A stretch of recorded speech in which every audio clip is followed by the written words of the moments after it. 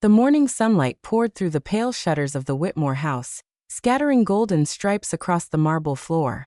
Outside, the December air carried the sweet confusion only Florida could offer, warm, bright, and pretending it wasn't winter. The scent of sea salt mingled with cinnamon from the leftover breakfast rolls, the kind of ordinary comfort that used to make this house feel like home. Susan Whitmore stood by the sink, hands sunk into warm, soapy water, her motions slow and practiced. For her, washing dishes had always been a form of thinking, the rhythm of it, the quiet after everyone else had gone. It was one of the few moments left that still belonged entirely to her. That peace shattered the moment Mara's heels tapped across the tile. "So, I confirmed the guest list," Mara said without looking up from her phone. 25 people. My mom, my sisters, the cousins, Uncle Elias, Aunt Griselda, everyone. We'll host it here this year. Susan's fingers paused mid-rinse. "Here?" she asked softly, though she already knew the answer. Mara nodded, scrolling. "Our house is perfect for it. The dining room, the patio, the view, everything. Oh, and maybe move those vases from the buffet? They don't match the Christmas aesthetic I'm going for." Susan turned slowly, drying her hands on a towel. "You told everyone we'd host?" "Of course." Mara's laugh was light but sharp. "You love Christmas, don't you? And this house always feels too quiet.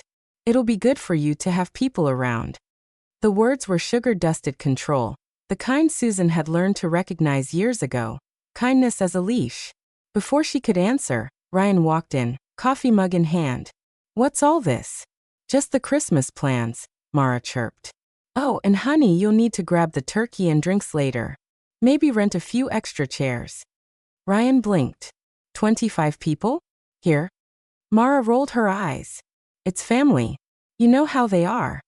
Susan watched him scratch the back of his neck, the old habit of someone trying to avoid conflict. She had spent years watching that gesture, her son caught between loyalty and silence. When Mara turned to her again, the smile was already rehearsed. "You'll help with the cooking, right? Everyone loves your roast." Susan folded the towel neatly, her eyes steady. "Perfect," she said quietly. "Because this year, I won't be here." Mara laughed, until she realized no one else did. And that was the moment something shifted. The first quiet crack before everything began to break. Rehook for part 2. But by the next morning, Mara would learn that Susan's no wasn't a bluff, it was a beginning. By noon, the Florida sun had burned through the morning calm, flooding the Whitmore kitchen with a harsh, revealing light. Every corner looked too bright, every silence too sharp. Susan sat at the table with a cup of tea, her fingers steady, her heart quieter than it had been in years. Across from her, Mara's heels clicked like impatient punctuation. Her voice was thinner now, strained by disbelief. "You're serious, aren't you? You're really not helping with Christmas? Not even a little?" Susan didn't look up. She stirred her tea slowly, the spoon clinking against the porcelain. "That's right," she said softly. "It's your event, Mara. You can handle it." Mara laughed, but it came out brittle. "You expect me to do everything by myself? Susan, be reasonable. I have clients, deadlines." Susan cut her off gently. "Then don't volunteer to host." The younger woman's jaw tightened. "You're doing this to make me look bad." Susan's eyes finally met hers. "No, dear Dad, I'm doing this because I'm tired of being invisible." The front door opened, and Ryan stepped in, loosening his tie. "What's going on?" "Your mother's refusing to help with Christmas," Mara snapped. "She's decided she's above it this year." Ryan sighed, rubbing the bridge of his nose. "Mom, come on. It's just one dinner. You know how much this means to her family." Susan leaned back in her chair. "Yes," she said. "I know exactly how much it means. I've spent 5 years cooking, cleaning, and smiling so everyone else could enjoy it. But I've realized something, Ryan. Kindness without respect is servitude." The words hung in the air like a verdict. Mara folded her arms. "You've always helped before. Why stop now?" Susan set her spoon down carefully. "Because nothing's changed. That's the problem." Her voice was calm, but beneath it lay something solid, the kind of resolve that doesn't shout, only settles in. "You both take my time and call it love. You take my home and call it family. But love doesn't demand obedience." For a moment, no one moved. The ticking of the kitchen clock filled the silence. Ryan's expression faltered, unsure whether to defend his wife or his mother. Mara's lip curled, but the word she wanted wouldn't come. Susan stood, her chair scraping lightly against the tile. Maybe it's time you both learn what this house feels like without me cleaning up after it. Outside, the ocean wind swept through the open window, carrying the faint scent of salt and change. Rehook for part 3. That night, behind a locked door and the glow of a laptop screen, Susan opened a folder labeled Private. And the real story began. That night, the house was unnervingly still. The only sounds were the soft hum of the refrigerator and the distant roll of waves against the Gulf. Through her bedroom window, the palm fronds moved like slow shadows beneath the moonlight. For the first time in years, Susan had locked her door. She sat on the edge of her bed, glasses slipping down her nose, the pale glow of her laptop screen painting her face in silver light. Her cursor hovered over a folder labeled Private. It had been sitting there for months, unopened, a secret waiting for the right moment. When she finally clicked, the files appeared like ghosts she had been avoiding. Bank statements, credit reports, screenshots of emails, all bearing one familiar name, Mara Whitmore. Susan remembered the day she'd found them. It had been a quiet Tuesday in September, and she was tidying Ryan's office, a habit left over from the days when she still believed tidiness kept chaos away. Behind a stack of invoices, she had discovered a folder marked Mara, Confidential. Inside, the numbers told a story that made her blood run cold. Tens of thousands of dollars in unpaid balances. Credit accounts opened in Ryan's name. Personal loans with the Whitmore house listed as collateral. She'd sat there on the floor for an hour, the paper trembling in her hands. Her son's home, the one she and her late husband had built brick by brick, was being used as leverage for debts he didn't even know existed. At first, she had told herself it must be a mistake. But that illusion shattered when she found the emails. Mara's own words to a friend. He's too trusting. Once he agrees to sell the house, I can pay everything off and start over. He'll thank me later. Susan had read that line again and again until the ache in her chest turned to steel. That was the night she stopped being naive and started planning. She called an old friend in Tampa, a real estate lawyer named Denise Porter. Within weeks, Susan had quietly placed the Whitmore home into a legal trust under her name only. Her savings went into a new account. Every step was done quietly, cleanly, perfectly. Now months later, she scrolled through the proof again. The forged documents, the false claims, the messages. Every lie, neatly preserved. The pain was still there, but it had transformed into something stronger. Clarity. She closed the laptop and whispered into the quiet room. Never again. Outside, the ocean whispered back, steady and eternal. Rehook for part 4. By the time Christmas approached, Susan no longer planned to confront Mara. She planned to expose her. The weeks that followed passed like clockwork, ordinary on the surface, deliberate beneath. To the neighbors, Susan was the same serene woman tending her orchids and waving from her porch. But beneath that calm rhythm, she was orchestrating something quietly flawless. It had begun with a single phone call. Paul Edmonds, a retired detective who now worked as a private investigator, owed her a favor. Years ago, Susan had helped his daughter get through high school literature. When she reached out, his voice carried the warmth of old gratitude. "What do you need me to find, Mrs. Whitmore?" "Proof," she'd said. "Nothing more, nothing less." Within a week, Paul delivered. His report was thicker than she expected, and uglier. Mara hadn't just forged Ryan's signature on a few papers. She'd built an entire web of deceit. Fake income statements, exaggerated business records, and social posts flaunting a luxury that didn't exist. One photo in particular stayed with Susan, Mara sipping champagne, tagged #Whitmore Legacy with a caption that read, "Some people are born lucky, others marry wisely." Susan didn't cry this time. She only nodded, as if confirming something she had always suspected. The next morning, she met with Denise in Tampa. Over mint tea and legal folders, Susan said quietly, "I want to protect my home permanently." Denise smiled, half admiring, half cautious.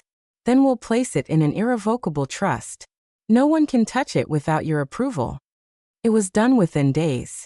Every document signed, every account quietly shifted.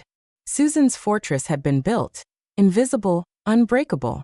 By early December, she was ready for the final act. It would take no shouting, no confrontation, only timing.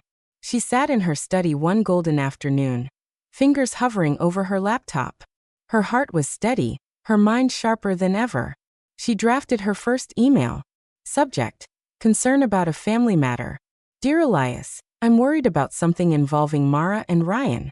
I may be mistaken, but the situation seems serious. You've always been the reasonable one. Could I ask for your advice? Warmly, Susan. Attached accidentally were copies of the credit statements, debts and loan records, the evidence itself. She sent it. Then another to Griselda. And one more to Enrique. By the time she closed her laptop, the sun had dipped low, painting the sky in shades of copper and rose. Somewhere across Florida, 3 inboxes were about to explode, and Susan simply smiled. Rehook for Part 5. By Christmas morning, Mara's picture-perfect world would unravel, and Susan wouldn't even have to be there to see it happen. The morning of December 23rd was deceptively calm. The Gulf breeze was soft, the sky a pale watercolor of pink and blue, the kind of beauty that only exists before a storm. Inside the Whitmore house, however, chaos was already brewing. Mara stood in the kitchen, phone pressed to her ear, her voice rising with panic. No, I told you 25 guests. How can the order be delayed? She ended the call sharply, turning to Ryan. Where's your mother? She still hasn't started cooking. Ryan rubbed his temples. She told you she wasn't helping. She didn't mean it, Mara insisted, though her tone faltered. She always comes through.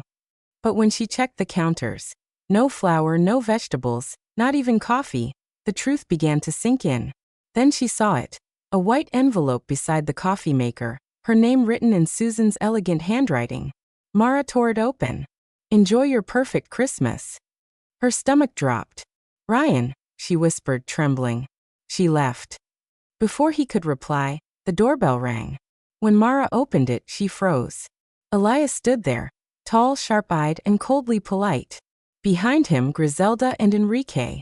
Each carried luggage and an expression that said this was no holiday visit. Mara, Elias greeted. I hope we're not early. We thought we'd surprise you. The air in the foyer grew heavy. Griselda's gaze swept over the undecorated room.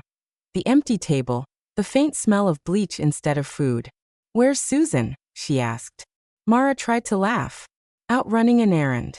Elias' brow furrowed. Strange. She had time to email us this morning. He pulled a folded printout from his jacket and handed it to her. Perhaps you'd like to explain these. Her blood turned to ice. She recognized them instantly. Her debts, her forged signatures, her secrets. Ryan took the papers slowly, reading each page. Mara, he said quietly. Tell me this isn't real. I was going to fix it, she stammered. I just needed time. Elias's voice was sharp as glass. You lied to your family. You used his name, his home, his mother's trust. Susan was right to warn us. The words struck like a gavel. The pretense shattered. That evening at the Gulf View Resort, Susan sat on her balcony overlooking the sea. Her phone buzzed with messages marked urgent. From Ryan, from Elias, from Mara. She didn't open any of them. Instead, she closed her laptop, poured a cup of tea, and listened to the ocean hum like forgiveness. Somewhere behind her, the house she once called home was unraveling. And for the first time, she didn't have to watch it happen. Rehook for Part 6, Epilogue. But Christmas morning would bring something Susan hadn't expected. Not guilt, not triumph, but the quiet beginning of peace. Christmas morning came softly, wrapped in light. The air carried the scent of orange blossoms and sea salt, drifting through the open windows of Susan's cottage by the Gulf. Outside, the waves rolled in gentle rhythm, steady, unhurried, timeless. Susan sat on the porch wrapped in a cream shawl, a pot of tea steaming beside her, and a small stack of unopened letters at her side. The world was finally still. For the first time in years, she didn't wake to clattering dishes or forced laughter. Only birdsong, and the ocean breathing against the sand. One of the letters bore her son's handwriting, Ryan Whitmore.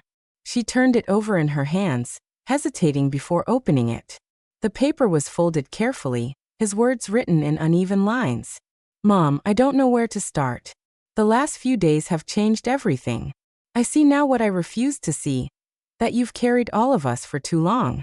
I'm sorry for every time I made you feel small in your own home. You were right to protect it, and yourself. Merry Christmas. Love, Ryan. Susan read it twice, then folded it neatly and placed it beside her teacup. There was no bitterness left in her, no need for triumph. Just quiet understanding. Sometimes lessons came late, but they came.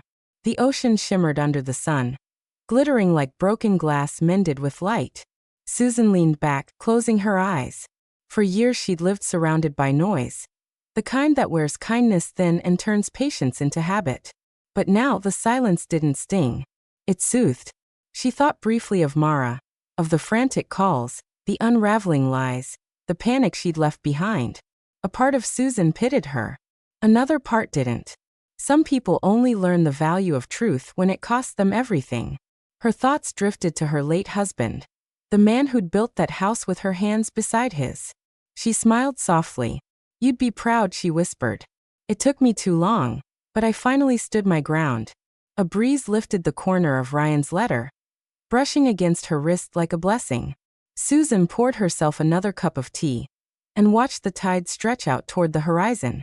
This was peace, not the absence of storms, but the strength to walk away when they passed. She smiled faintly, the words forming silently on her lips. Justice doesn't always roar. Sometimes it whispers.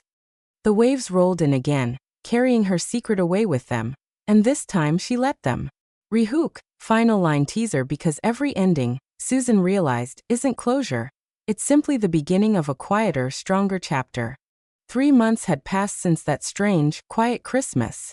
The Florida winter had already melted into early spring, the kind that felt more like forgiveness than a season. The palms outside Susan's cottage swayed lazily in the soft wind, and the air smelled faintly of salt and jasmine. Susan was in the garden, kneeling by her rows of orchids. They had always been her test of patience, delicate things that demanded gentleness but rewarded resilience. She was pruning a stem when she heard footsteps on the gravel path.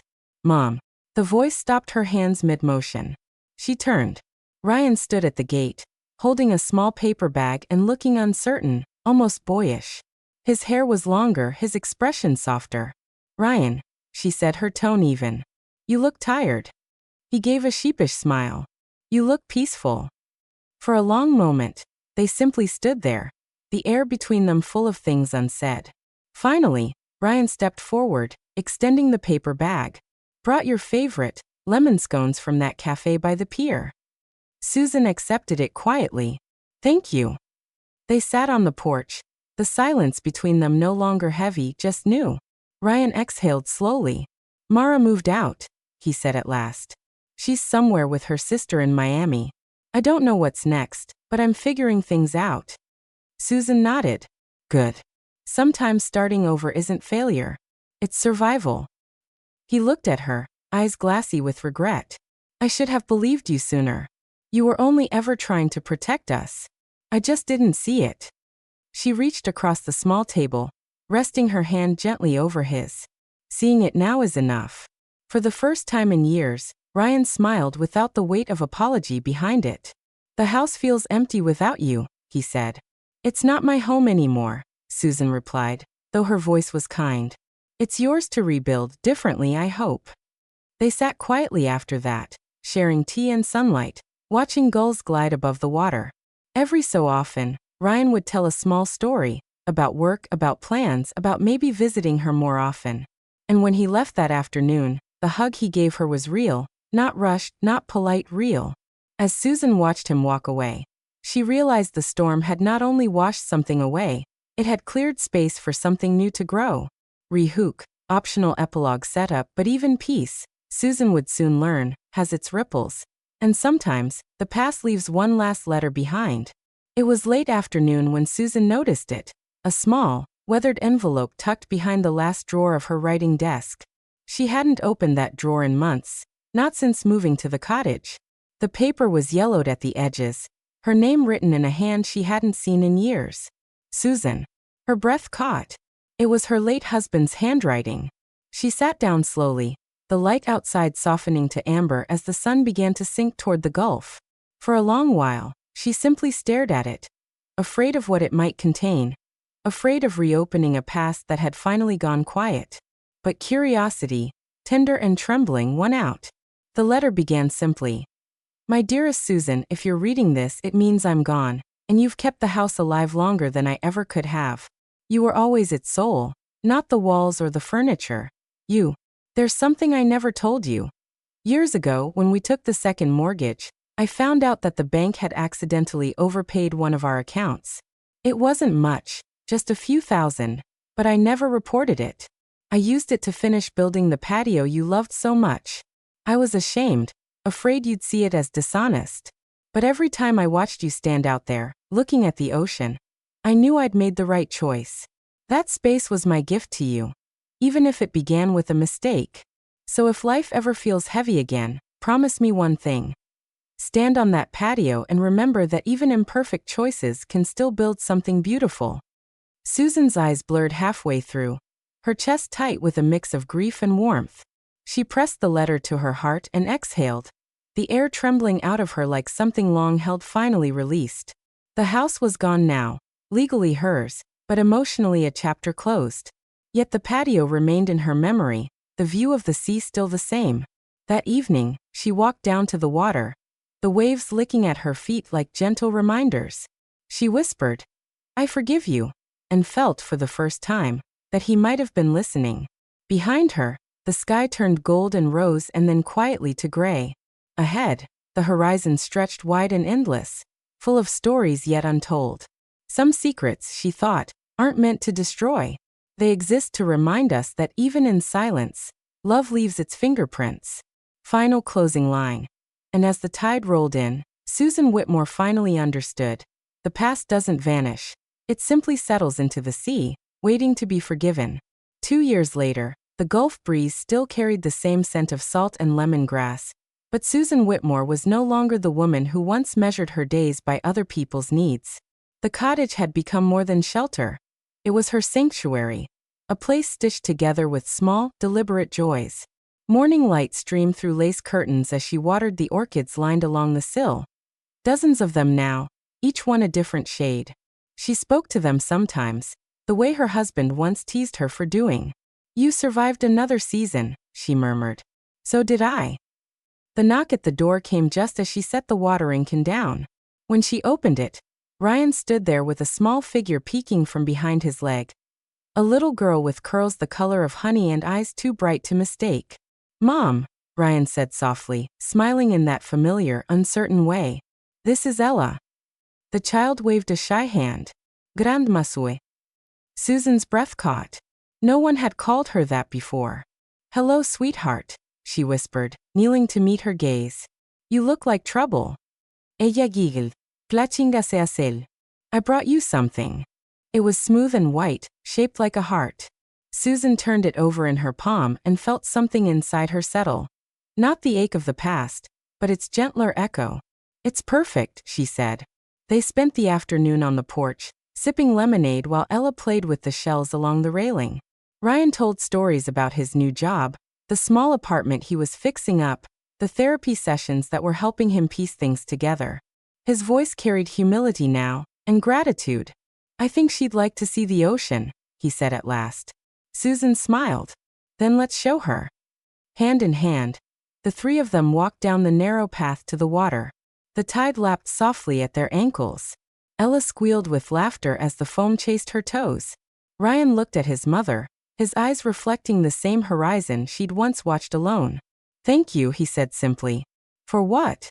For never giving up, not on me and not on yourself. Susan looked out at the sea, its endless shimmer stretching into tomorrow. That's what mothers do, she said quietly. We learn when to hold on, and when to let go. Rehook, open-ended close, and as the waves curled around their feet, Susan felt it. Life beginning again, softer this time, but just as strong. 15 years had passed since the winter Susan Whitmore reclaimed her peace. The little Gulf cottage still stood, its shutters bleached by sun and salt, its porch worn smooth by time. On quiet mornings, when the sea mist drifted inland, it almost felt as if she were still there, watering her orchids, humming to herself, listening for the rhythm of the tide. Ella Whitmore parked her car beside the gate, the same one her father had painted years ago. She was 22 now, studying marine biology, her hair caught in a messy braid and her hands still smelling faintly of seaweed and sunscreen. The cottage had been left to her, a gift from her grandmother's will. Inside, the air carried that familiar scent of lemon polish and old paper. Dust motes swirled like memories. She set her backpack down, ran her fingers along the window ledge, and noticed a small wooden box resting beneath the orchids. Each one still blooming, somehow thriving on their own. The box held a leather-bound notebook, its edges frayed but intact. On the first page, written in the elegant loops of her grandmother's hand, were the words, "For whoever needs a reminder that silence is not weakness." Ella sat on the porch steps and began to read. Page after page told the story of a woman who had loved, lost, endured, and finally chosen herself. The early entries were raw, frustration, exhaustion, the ache of invisibility. Then came the calm precision of her plan, the strength that grew from betrayal, and the quiet triumph that followed. But between the words, Ella sensed something deeper. Not revenge, but resilience. A belief that dignity mattered more than approval. That truth, no matter how painful, was its own kind of freedom. By the time she reached the final page, the sun was sinking low over the gulf. The last line read, "If you ever find yourself standing where I once stood, torn between peace and pleasing others, choose peace. It's the only choice that lasts." Ella closed the book and pressed it to her chest. The ocean beyond the porch shimmered gold, the same color her father once said filled his mother's eyes when she smiled. She whispered into the wind, "Thank you, Grandma." A gull cried somewhere above the waves, and in that sound she heard the echo of Susan's laughter, soft, certain, unbroken. Ella rose, barefoot, and walked toward the water. The tide kissed her ankles, cool and familiar. She could almost feel her grandmother's hand guiding hers, showing her how to let go without losing herself. Final line. And as the waves folded over her footprints, Ella realized that the sea never keeps what it takes. It only teaches you how to begin again. 10 more years had passed since Ella found her grandmother's journal. The cottage by the gulf still stood, though the orchids had thinned and the paint on the porch had faded to the color of driftwood. Ella visited often, calling it her compass. Every time she lost her way, this place seemed to point her home. Now 32, she sat at the old kitchen table with a mug of cold coffee and a resignation letter half-written on her laptop. The cursor blinked like a pulse. Outside, the wind bent the palms sideways. The storm rolling in from the water reminded her of the day she'd read Susan's final entry, "Choose peace. It's the only choice that lasts." Ella had built a career that looked perfect from the outside. Senior position, downtown office, endless deadlines. But lately every morning felt heavier than the last. Her boss called her indispensable. Her body called her exhausted. She closed her eyes and imagined her grandmother's voice, low and steady. "Silence isn't weakness, darling. It's the space where you decide who you are." The thunder outside answered like an affirmation. Ella saved the document, signed her name, and sent the letter before fear could chase her hand. Then she exhaled, a single breath that seemed to empty years of pressure from her lungs. By evening, the rain softened. She pulled on a sweater and stepped onto the porch. The gulf glimmered under bruised clouds, restless and alive. She remembered standing here as a child, Susan's hand warm around hers, both of them watching the tide erase their footprints. A car horn sounded in the distance. Ryan's voice called from the gate. "You sure about this, kiddo?" She smiled, rain catching in her lashes. "Completely." He nodded, proud and quiet. "Your grandma would have said the same thing." Ella looked out toward the endless horizon. She did. They stayed there until the storm passed, the sea flattening back into silver calm. Somewhere between the thunder and the hush that followed, Ella felt the line between past and present blur. The strength that began with Susan's no now flowing through her veins. She whispered into the salt-filled air, "I finally chose peace." And though no one answered, the wind seemed to soften, as if carrying her words out over the water, toward the woman who had taught her how. Rehook, final echo, because every act of courage leaves an echo. And sometimes, if you listen closely enough, the ocean still whispers her name. 20 more years had passed. The Gulf hadn't changed much. The same slow waves, the same patient horizon. But Ella had. Her hair was threaded with silver now, her eyes softer, wiser. In the passenger seat beside her, her teenage daughter, Lily, leaned out the window, laughing as the wind tangled her hair. The narrow road curved toward the old cottage, weather-stained but standing proud. "So this is it," Lily said, awe in her voice. "The famous place you're always talking about." "Yes, Maïve. Your great-grandmother built her piece here. Every bit of strength I have started in these walls." Inside, the air smelled faintly of salt and lemon polish, as if Susan herself still lingered. The orchids were gone, but new blooms had taken their place, wild bougainvillea spilling across the porch rail, untamed and bright. Lily wandered through the rooms, fingertips trailing over the worn furniture. Did she really live here alone? "For a while," Ella said, setting down her bag. "But she was never lonely. She had the sea." They stepped outside to the patio, rebuilt from Susan's old plans, its stones warm under their feet. The sun was dropping toward the horizon, gold spilling across the waves. Lily pulled a small notebook from her backpack. "I've been writing," she said shyly. "Dad says it's a phase, but I think it's more." Ella's heart tightened, a spark of recognition, a mirror of her younger self. "What do you write about?" "People who find their voice," Lily replied. "Even when it's hard." Ella looked out at the ocean, remembering her grandmother's words.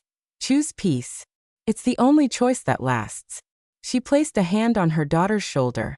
"Then you're already part of her story." As dusk settled, the tide crept closer, whispering against the rocks. Lily sat cross-legged on the patio, scribbling lines into her notebook. Ella watched, the sound of waves and pen strokes blending into the same quiet rhythm. Somewhere inside, she could almost hear Susan's laughter, that gentle, knowing sound that had carried them all forward. When the last light slipped beneath the sea, Ella whispered, "We're still listening, Grandma." The breeze lifted, soft and certain, as if in reply. Final line. And as Lily's pen danced across the page, the Whitmore women's story began again, not as an echo of the past, but as a voice that finally belonged entirely to itself. 30 years after that first visit to the Gulf cottage, the sea still kept its rhythm. The porch boards had been replaced twice, the shutters painted again and again, but the air smelled the same, salt, sun, and something like memory. Inside, Lily Whitmore sat at a small desk facing the water, a single orchid beside her laptop. The flower was in full bloom, its petals the same pale pink her grandmother once loved. She had brought it from a nursery in town the day her book was released. The title read, Tides of Silence, The Story of the Whitmore Women. It wasn't a memoir, not exactly. It was a collection of stories about 3 generations of women who learned, one after another, that gentleness and strength could share the same heart. Critics called it hauntingly calm. Lily called it thank you. Outside, waves murmured against the shore, the same lullaby that had carried her great-grandmother through years of endurance. Lily traced her finger along the edge of the dedication page. For Susan, who taught us that peace is not surrender. The words still made her throat tighten. Her mother, Ella, was coming by later that afternoon. They were planning to scatter a handful of old seashells along the waterline. The ones Susan had once collected and Ella had kept in a tin box for decades. Not ashes, not sorrow. Just something returned to the sea. When Lily closed her laptop, the wind slipped through the open window, ruffling the pages of a fresh notebook lying nearby. She picked it up, uncapped her pen and wrote the date. Then, almost without thinking, she began her first line. Every generation finds its storm. What matters is who we become when the tide turns. She smiled. That was something her mother might say now. Footsteps sounded on the porch. Ella's familiar voice followed. "Still writing, sweetheart?" "Always," Lily answered. Ella stepped inside, her hair silver, her smile warm. "She'd be proud of you." Lily looked toward the horizon. "I hope she is." They stood together by the window, watching the sea roll in, carrying and erasing the world's stories all at once. The sky glowed gold where it touched the water. The same color, Lily thought, that her grandmother's eyes must have been when she finally found her peace. Final line. And as the waves whispered against the shore, Lily understood what the Whitmore women had always known. That strength, once found, never really ends. It simply changes hands. Another 20 years slipped by, so quietly that time itself seemed to move in rhythm with the sea. The Gulf cottage still stood, paint paler now, shutters sun-bleached, but its bones were sound, and its windows still looked out on the endless blue horizon. On a summer afternoon, Maya Whitmore, Lily's daughter, pushed open the door. She was 17, all wind-tangled hair and sunburned cheeks from a day of paddleboarding. Her mother had sent her to air the place out. Though Lily's eyes had carried that distant, affectionate look that meant go feel the world a little. Inside, the cottage smelled of salt, paper, and lemon polish. Dust floated like pollen in the late light. On the old desk sat a stack of books, different editions of Tides of Silence, their covers soft from being read too often. Maya picked one up. A slip of paper fluttered free. Her grandmother's handwriting in blue ink. To my future girls, the sea keeps every secret until you're ready to hear it. Listen kindly. She smiled without quite knowing why. She had grown up on stories of Susan Whitmore, the woman who had turned silence into strength, who had rebuilt herself not with anger but with grace. But reading those words, she felt something shift. This wasn't myth. It was invitation. Outside, gulls wheeled above the water. She took the book to the porch and began to read. The first pages told of loneliness, of courage, of choosing peace when noise demanded obedience. Each line felt oddly familiar, like something she already carried but had never named. When Lily arrived later, Maya looked up, eyes bright. "Mom, she wrote this for us, didn't she?" Lily nodded. "Every word. And someday you'll write your own." Maya glanced at the horizon where the sky melted into water. "Maybe I already am."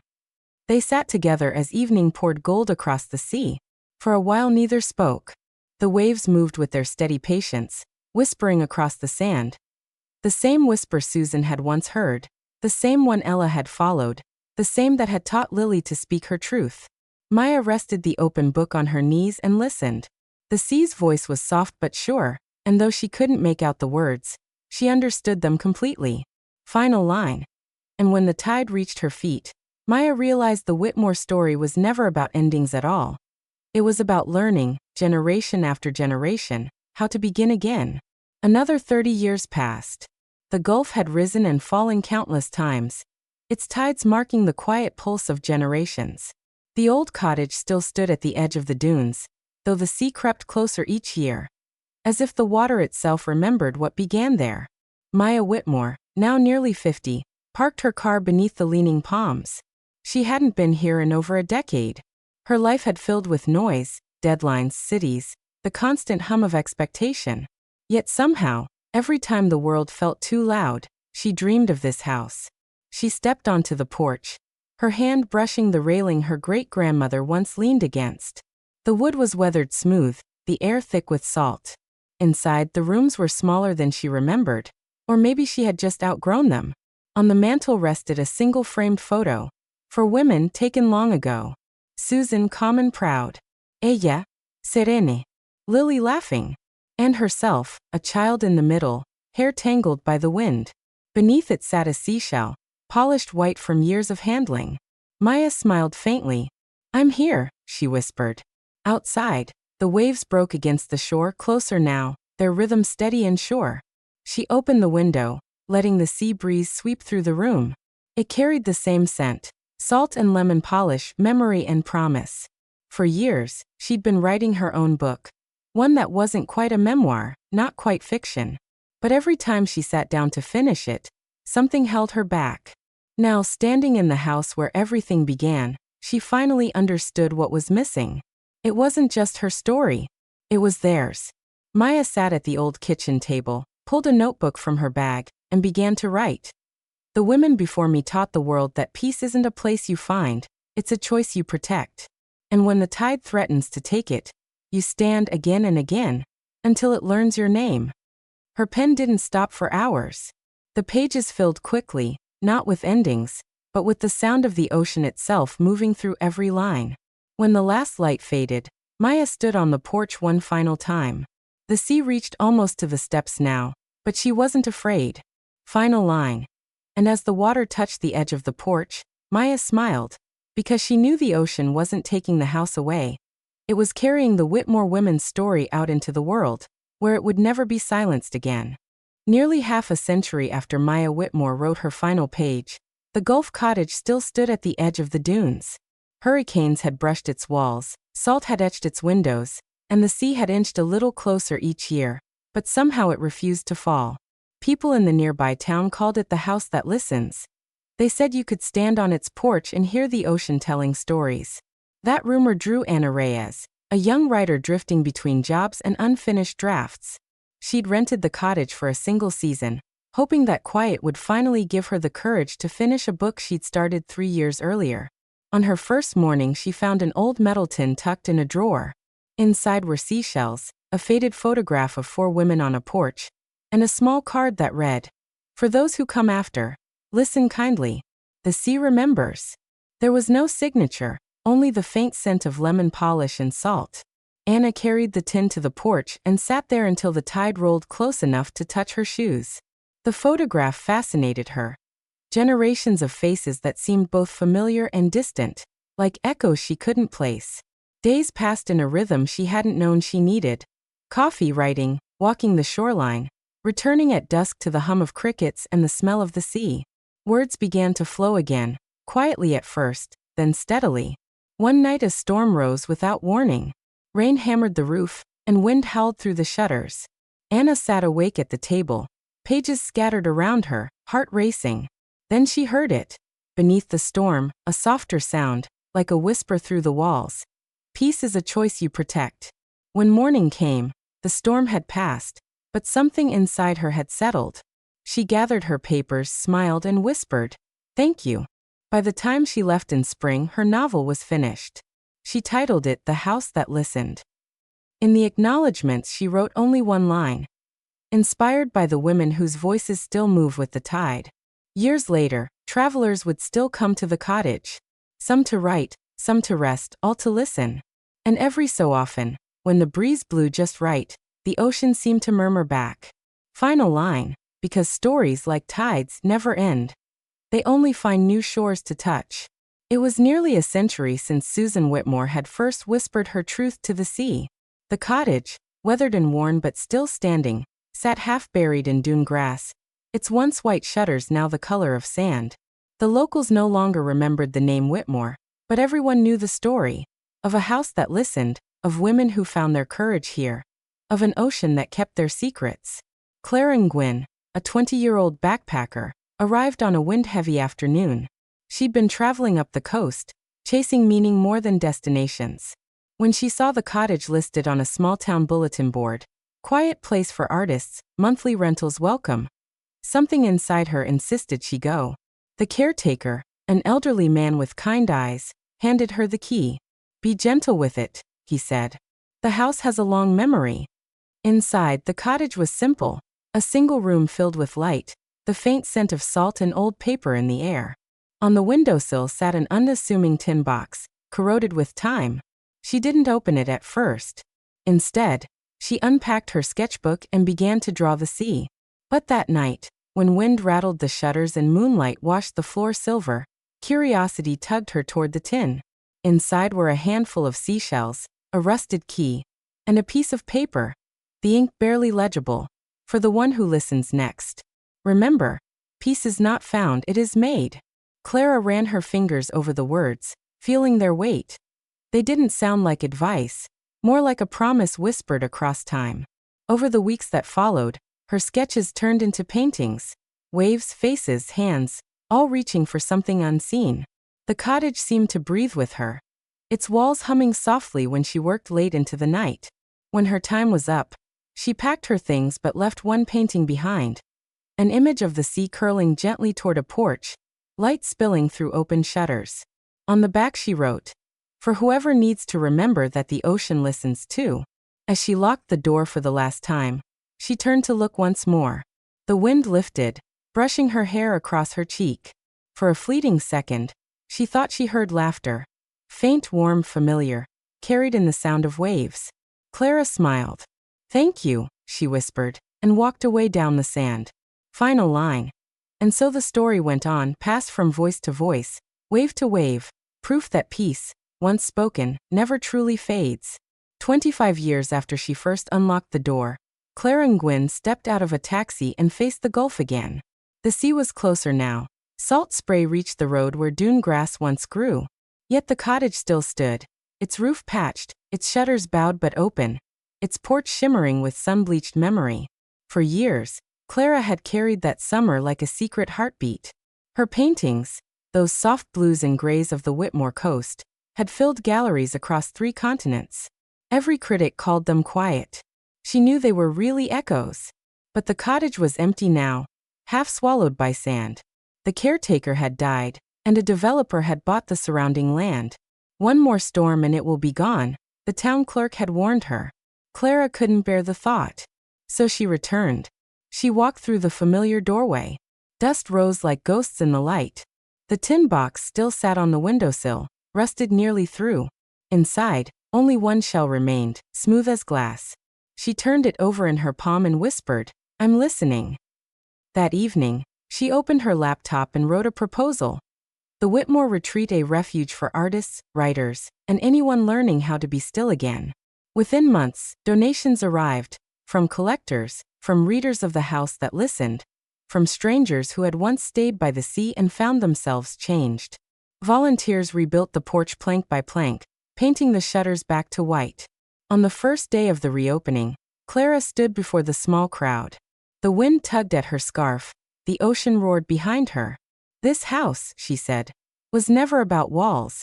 It was about a choice, one that began with a woman who said no to noise and yes to peace. Everyone who stands here keeps that promise alive. She pressed the last seashell into the sand by the steps, a quiet dedication. That night, when the guests had gone, Clara sat alone on the porch. The tide shimmered under moonlight, sliding close enough to kiss the foundation. She thought she heard a whisper, not of warning, but of welcome. She smiled, knowing the Whitmore voices would keep echoing through whoever came next. Final line.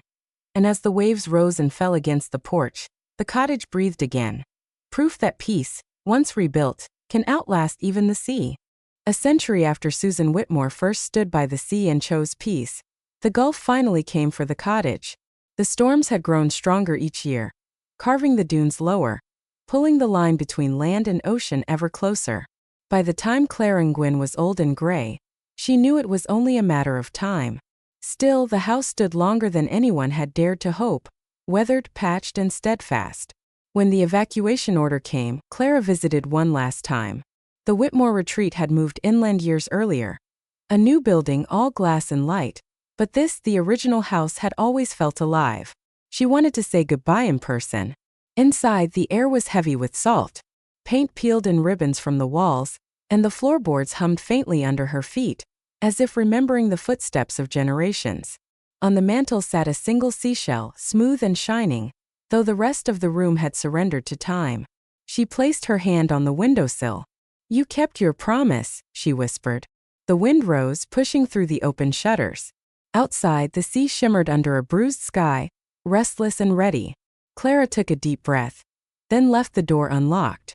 Some things she thought shouldn't end closed. That night, the tide came higher than ever before. Waves crashed against the steps, then over them. The moon disappeared behind clouds, and for the first time in 100 years, the Gulf entered the house it had listened to for so long. By morning, the cottage was gone. Only fragments of wood and the old tin box remained, half buried in the sand. Months later, a young boy walking the beach found the shell, the last one. Inside, somehow untouched by salt, was a slip of paper, the writing faint but legible. "Peace is not a place. It is the tide that teaches us to stay." He showed it to his mother, who smiled through tears. "Keep it," she said. "Maybe you'll hear what they heard." The boy pressed the shell to his ear. For a moment he swore he could hear laughter, distant and gentle, carried on the current of time. The sea shimmered in the morning light, unbothered, infinite. And somewhere beneath its surface, the house that had listened became part of it, its story folding quietly into the rhythm of the waves. Final line. Because even when the sea takes everything, It always leaves behind the sound of what once mattered. I have been here longer than their names, longer than the cottage that leaned against my wind, longer than the stories carved into sand. But I remember them, the Whitmore women. They came to me in pieces one by one. Susan, who stood trembling on my edge and whispered her first no. She gave me her silence, and I made it strong enough to last 100 years. Ella, who learned that forgiveness is not surrender. She wept in my shallows until her grief softened into grace. Lily, who wrote the words that carried their hearts inland, so others might find their own stillness. Maya, who watched me rise and did not run, trusting that the story would hold. And Clara, who rebuilt what I had broken, not to keep it forever, but to give it new life before I took it home again. Each of them offered me something. A word, a hope, a fragment of courage. In return, I carried their voices out across the world. They became foam and wind and rumor. Sailors whispered about a house that breathed. Travelers said my waves could speak if you listened kindly. They were right. When the storm's quiet, and my surface lies smooth as glass, I still murmur their names. Not in sorrow, in rhythm. People walk this shore even now. Some build, some search, some simply stand and breathe. A few of them feel the hush between my waves and understand without needing to be told. Those are the listeners, the heirs to the peace that began here. One day I will take this coastline too, as I take all things. But that will not end their story. Because what they built was never wood or walls or words, it was a way of being. A gentleness that refuses to vanish. Listen closely when you stand by water. The hush you hear between waves? That's me remembering. That's them still speaking. I will keep their voices long after the world forgets their faces. For I am the sea, and peace once spoken to me never dies. Final line. So when the tide pulls at your feet and the wind brushes your cheek, know this. You are part of the echo that began with a single woman who dared to stand and stay. Centuries after the Gulf had swallowed the old coastline, the water finally began to pull back. Climate cycles shifted, glaciers thickened again, and new land blinked into the sun, raw, pale, and glittering with crushed shells. An archaeological team from the new coastal university was mapping the reborn shore when Dr. Amira Santos's spade struck wood. She knelt, brushing aside sand that felt almost alive, revealing a corner of something worn smooth as bone. At first she thought it a ship fragment. Then her glove brushed across the faint outline of a window frame, and beside it, a small metal box eaten through with rust.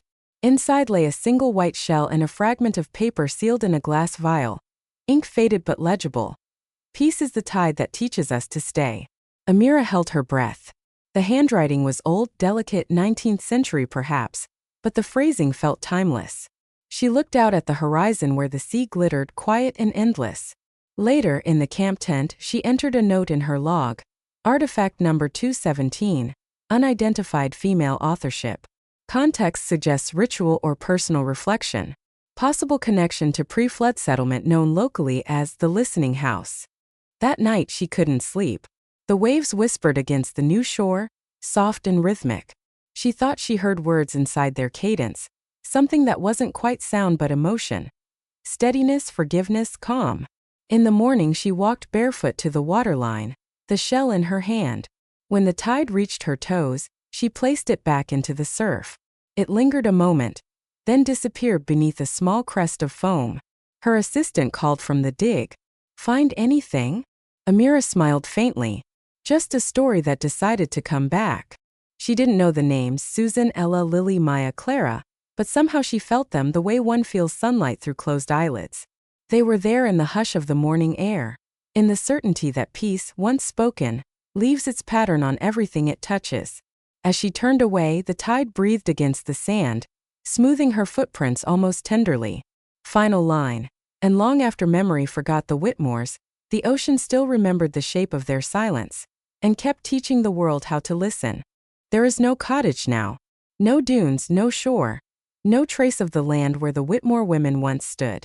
The sea has shifted 1,000 times, and the continents have changed their shapes.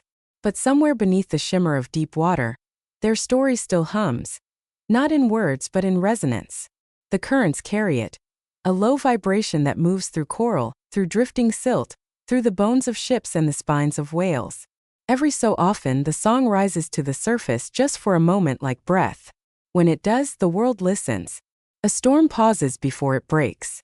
A child on some distant beach looks up from her game and suddenly feels brave. A writer somewhere inland hears a quiet voice saying, "Begin again." They never know where it comes from. But I do. Because I am the space between every sound. The hush that follows every crash of waves. I am what remains when stories end. The silence that keeps them alive. The Whitmores are long gone, but their peace is not. It has dissolved into something larger, something that doesn't need names. Their courage lives in the small, unseen acts. A mother choosing kindness over anger. A daughter setting down her phone to listen to rain. A stranger standing at the edge of water and finally forgiving herself. That's how stories survive. Not through memory but through echo. And though no human now speaks their names, I whisper them still. Because every echo deserves a home.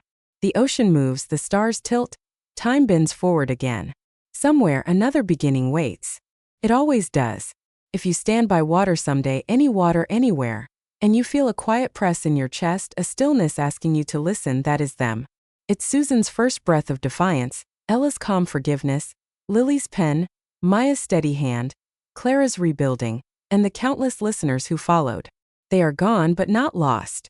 They are the tide that sleeps, dreaming of every voice that ever dared to stay. Final line.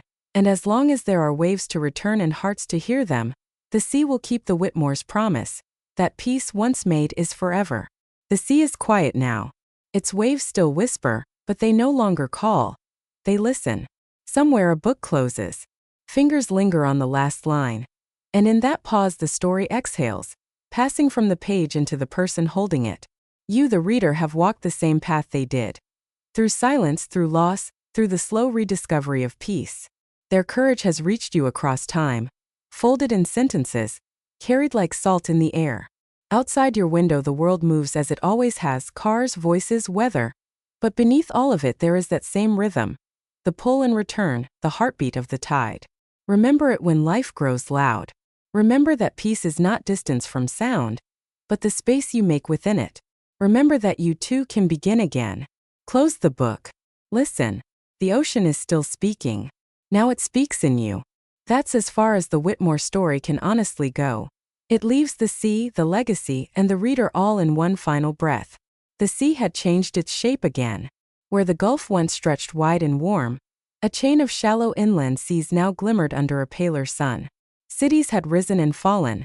Coastlines had wandered the way clouds do, slow but certain. To the people of this distant century, the ocean was an archive, a living library of everything the planet had ever been. From the deck of the survey ship Asterion, Dr. Kira Vale watched the waves shiver beneath their drones. The expedition had come to map what was left of the pre-flood coastal shelf, a submerged continent buried beneath 600 years of silt and coral. They expected ruins, maybe data drives, maybe old foundations. No one expected a voice. On the third day of sonar imaging, a technician caught a pattern in the deep, steady, rhythmic, repeating every 23 seconds. It wasn't mechanical. It wasn't geological. It pulsed like a heartbeat. Kira leaned over the console. Play it back. Through the speakers came a low hum that rose and fell with uncanny patience. Between the pulses, a thin modulation, like whispers, fluttered through the static. Her chest tightened. Slow it down by half, she said. The sound stretched, revealing faint human tones hidden in the water's resonance. It was impossible, but there it was. Cadence, syllable, intention. The computer translated fragments into rough language. Peace, listen, tide. The room fell silent. No one breathed until Kira whispered. Someone's voice survived. They traced the signal's source to a plateau of fossilized coral 30 meters below the surface. When Kira dove, the water greeted her with cold clarity. She moved through columns of turquoise light until she reached it, the faint outline of a house, its frame petrified into stone. Seagrass wove through the windows. Fish glided like ghosts through what had once been rooms. Inside the foundation she found a single object wedged between coral growths. A fragment of metal, curved like the lid of a box. Fused to it were lines of engraving so worn that only a few letters remained. Wit. She ran her fingers over them, salt stinging her gloves, heart hammering with wonder. Whitmore, she murmured. The name felt both alien and familiar. as if she had read it somewhere in a dream. When she surfaced, dusk had turned the horizon copper. Back aboard Asterion, the team examined the artifact under scanning light. The corrosion hid layers of micro-engraving, dozens of sentences etched so finely they were invisible to the eye. The computer's reconstruction formed a single paragraph. Peace is not a place. It is the tide that teaches us to stay. Kira closed her eyes. The phrase resonated through her bones, through centuries. It wasn't a message to her specifically. It was a message to anyone still capable of hearing. Word of the find spread quickly. Within months, the recording of the Whitmore signal went viral on the intercontinental networks. Artists remixed it into symphonies. Philosophers cited it as evidence that meaning could outlast memory. Some dismissed it as coincidence, an acoustic illusion created by erosion. But for others, it was proof that the human spirit could embed itself in nature so completely that even the sea would learn to speak it. Kira returned to the site every year. She'd float above the coral plateau and listen through her headset as the hum continued. Steady, patient, unbroken. Each time she visited, the frequency shifted slightly, as if the ocean were still revising its sentence. Sometimes she spoke back. "Thank you," she'd whisper into her comms, unsure who might be listening. By her 7th expedition, the plateau had begun to bloom with strange bioluminescent growths. The team called them peace flowers in jest, but Kira suspected something deeper. The pulses of light followed the same rhythm as the recorded hum, as though the coral itself were learning to breathe in time with the old message. That night, alone on the observation deck, she wrote in her log. "They thought the ocean erased everything. They were wrong. It remembers kindness the way stone remembers pressure. Slowly, faithfully, forever." Generations later, schoolchildren would learn her name alongside the Whitmores. The textbooks would show the scanned engraving and call it the first human song preserved in the sea. Entire movements of art and meditation would rise from it. The phrase "peace is the tide" would become a greeting, a farewell, a vow. But for now, under that fading sun, only Kira heard the living pulse beneath her ship. She watched the horizon, the line where water met sky, and imagined the women who had stood there long before her. Susan, Ella, Lily, Maya, Clara. Each passing their quiet strength forward until it reached her through the weight of centuries. She smiled. "We heard you," she said. "And we'll keep listening." Below, the hum deepened, almost content. The water